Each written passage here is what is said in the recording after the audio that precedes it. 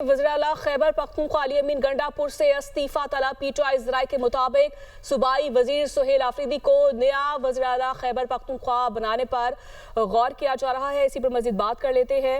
Abid Hamid bureau chief Peshawar हमारे साथ मौजूद हैं। जी आबिद, बताइएगा क्या वाकई ये बात जो है वो सच है?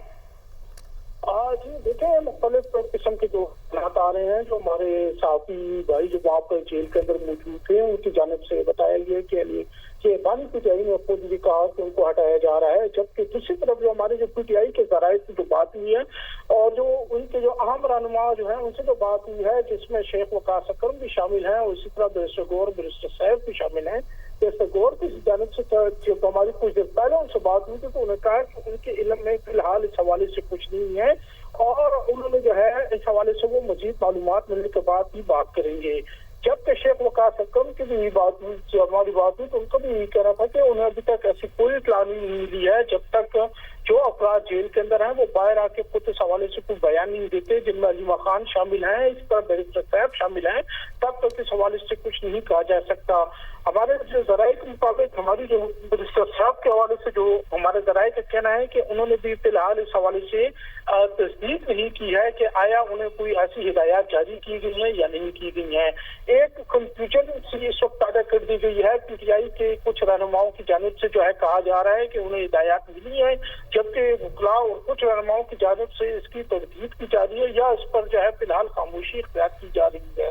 अब सूरत हाल कुछ ऐसी बन गई है कि इसमें जो है यकीनी तौर पर जो है पीटीआई के जो मरकजी रहनुमा है उनकी तरफ से भी यकीनी तौर पर जो है कोई बात नहीं की जा रही।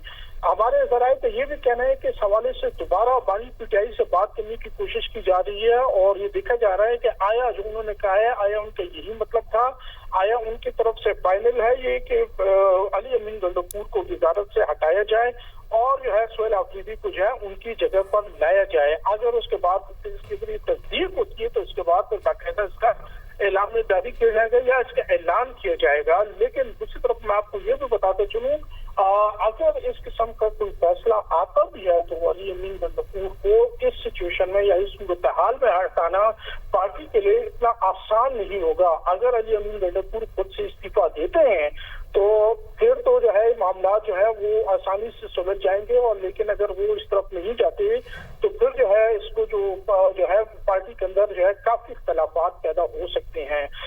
इस वक्त अली अमीन गंडापुर का भी पार्टी के अंदर एक मजबूत ग्रुप समझा जाता है।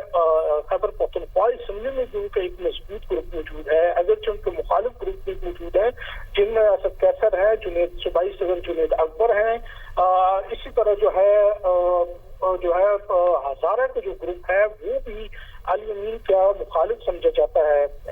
उनके जो मुखालिफिन की तादाद भी ज्यादा है, लेकिन उन्हें काफी वज़रा जिन्हें वो गुज़िश्ता 2 साल से अपनी काबीना में चला रहे हैं, जिनकी कारकर्दगी कुछ ना होने के बराबर है, उसके बावजूद उनको काबीना में रखा हुआ है, उनकी उन्हें नुमाया सपोर्ट हासिल है।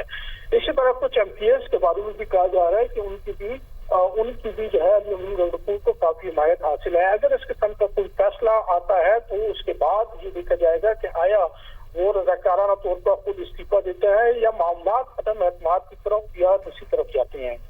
ठीक है, आप ये बताइएगा क्या इस पर अली अमीन गंडापुर का कोई मौक़िफ़ सामने आया है?